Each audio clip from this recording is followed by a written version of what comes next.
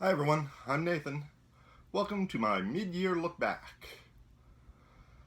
July 2nd was the middle of the year, so decided to make a series of videos to look back.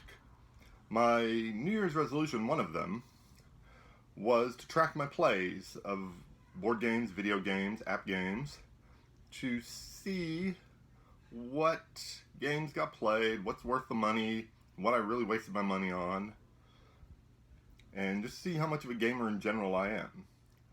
A couple of weeks ago, I got it in my head to make this series of videos, looking back and recounting some of the plays and seeing how many plays I've gotten so far in the middle of the year. I was going to call it my 6 subscriber celebration. Then I got 2 new subscribers. Thank you, Evan. Thank you, Melissa Matthew McCack. So now we have to call it my 8 enthusiast extravaganza. At least I got to keep the alliteration. Well, I got to keep A in alliteration. Anywho, I love all 8 of you. And be sure to leave a comment below if you think I should love you more than the other subscribers. Let me know why. Let's see here. Now, just to warn you in advance, I'm a one-take wonder. I don't know how to do post-production. I have no software. I have a 12 to 14-year-old laptop, and that's about it. And my phone only holds 10 to 12 minutes of video. So, I anticipate maybe 5 to 7 videos in the 8 enthusiast extravaganza.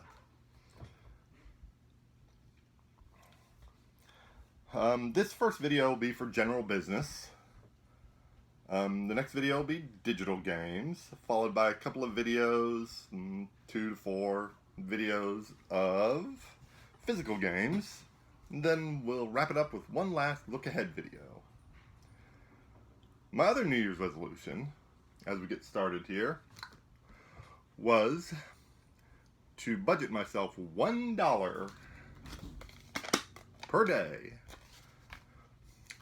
for games. I would save the dollar up every day, and then if I spent some, I would subtract it. If I went, over the limit and ended up in the negatives, I'd just, feel bad about my negative total until, with $1 a day, I got back up to 0, and then I could feel good about myself and start saving $1 a day for budget. Let's see. Shall we check and see how our $1 a day went? As of July 2nd, I appear to be at negative $508. Okay, I overspent my budget a little. We'll talk about why soon. I also, in addition to trying to keep a budget and tracking my plays, which I've done, by the way, shout out to my little book, which is why I tracked all my plays.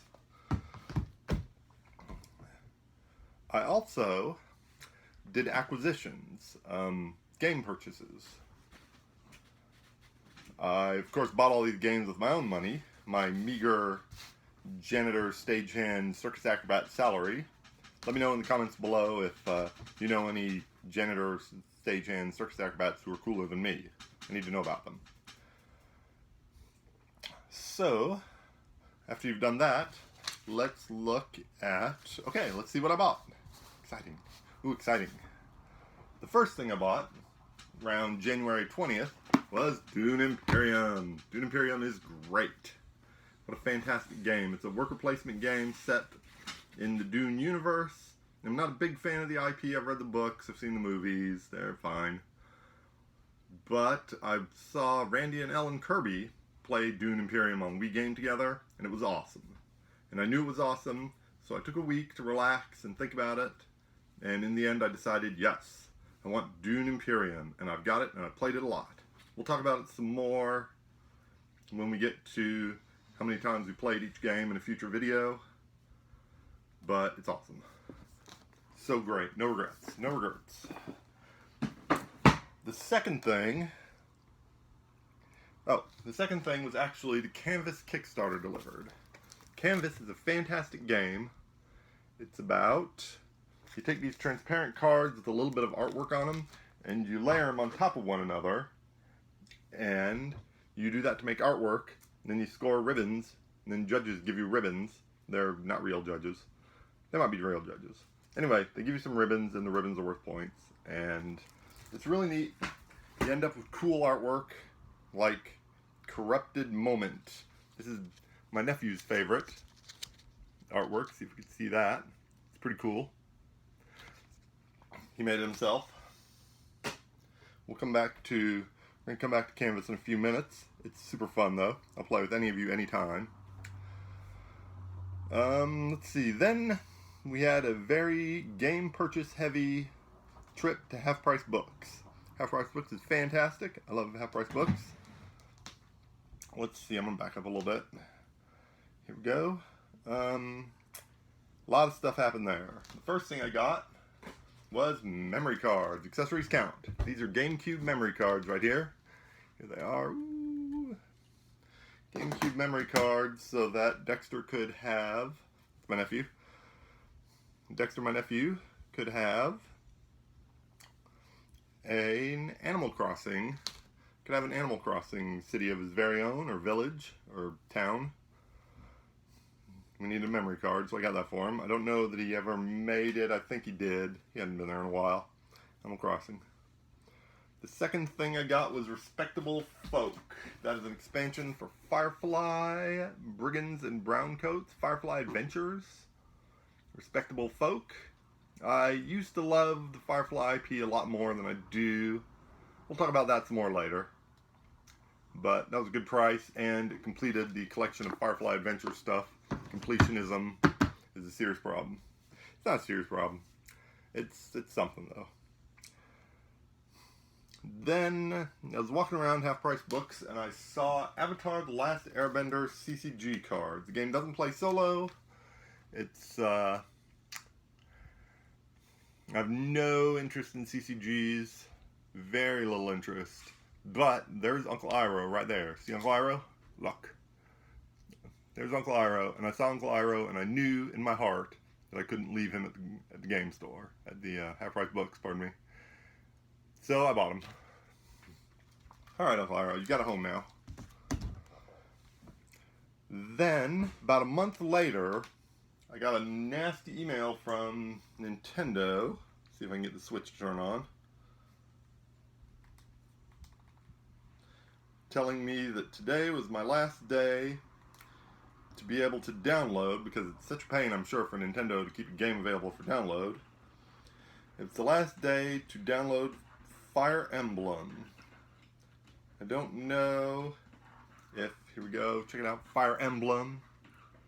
It's awesome. It's a remake, a digital remake of the original, and apparently was only available for a short time. And I love Fire Emblem. I love Fire Emblem, and let's see here. Now, there we go. I love Fire Emblem. I love Fire Emblem Awakening. I love Fire Emblem Path of Radiance. Really love Fire Emblem. Love Fire Emblem Sacred Stones. I lost my copy somewhere. I'm not sure where it could be. I'm sad. That's for the Game Boy Advance. And I lost my copy somewhere. And I'm sad. Okay. So I bought that. It was about $6, $7. Not that big a deal. But to be honest, I forgot all about Fire Emblem until I was writing this script. So about a month later, Dexter wanted, that's my nephew again, he's 9.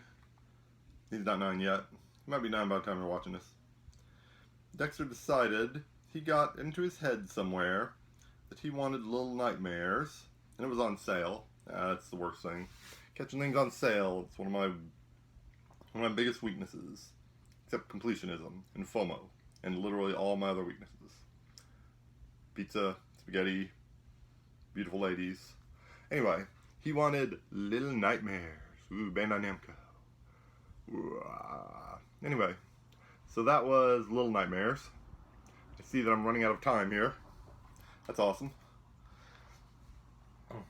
And let me turn this off. There we go. Next thing I acquired.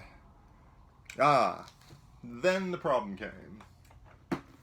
Cool Mini or Not decided to announce that the expansions for Marvel United, which is an awesome game and I love it, it's top 5 easy, were never coming to retail. And that if you wanted to get the expansions from the first Kickstarter or from the second Kickstarter in Marvel United X-Men or X-Men United or something along those lines, you were going to have to get them right now during this Kickstarter or else you'll miss them forever. They're gone forever, man. And so I gave in and got a double all-in. I got all-in from the first Kickstarter and I got all-in from the X-Men Kickstarter. And even though I only have the base set to play with here, I will, in about a year or so, when that Kickstarter fulfills, I will have 17 boxes worth of expansions. The next thing I got, people texting me, was the Canvas Reflections Kickstarter. Where's Canvas? I'll put this back up. Whatcha? More of these, more cards, more artwork, more everything.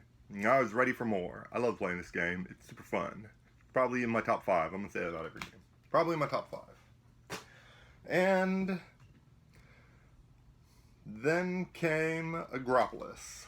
I bought my brother's copy of Agropolis off of him. This is a, I don't know, farm building game where you plan out a farm based on some goals that are kind of randomly assigned each game. And it's only 18 cards and it's okay. It's an interesting challenge. It's not really to my liking. So I gave it back to him. Don't want the money back. It's fine. Then the next Kickstarter came. I gotta stop going to Kickstarter. For an expansion for Tusmasi. This is also an 18 card game about running a flower shop and making nice bouquets of flowers that are wonderful and nice and sweet. And I love them. Flowers. They're lovely. The last thing I purchased, right before the July 2nd mid-year, was Chronicles of Darkness. It's a role-playing game. It's like the World of Darkness, if you ever heard of that. It's a world just like ours, only the bad guys aren't rich people. They're vampires and werewolves and things that go bump in the night. And you can also play the vampires and werewolves if you want. It's really fun. I don't get a chance to play a role-playing game. I don't really have any friends who play role-playing games. But I did buy it because I like reading the book. The book is cool. It's very moody and stuff. It's very, I don't know. And here's the original World of Darkness, which I bought. Also bought it at Half Price Books. I don't know, about 15 years ago. So, it was kind of a nostalgia. Okay, I was going to go on to my shelf of opportunity, but I'm way over time. And my phone is going to crash any second now because the memory will be full. So, thanks for watching. Next episode we'll talk about unplayed games, my shelf of opportunity, my games that I've only played once. We'll talk about digital games, apps, and video games, and let me know what you think. And until next time, bye everyone. Thanks.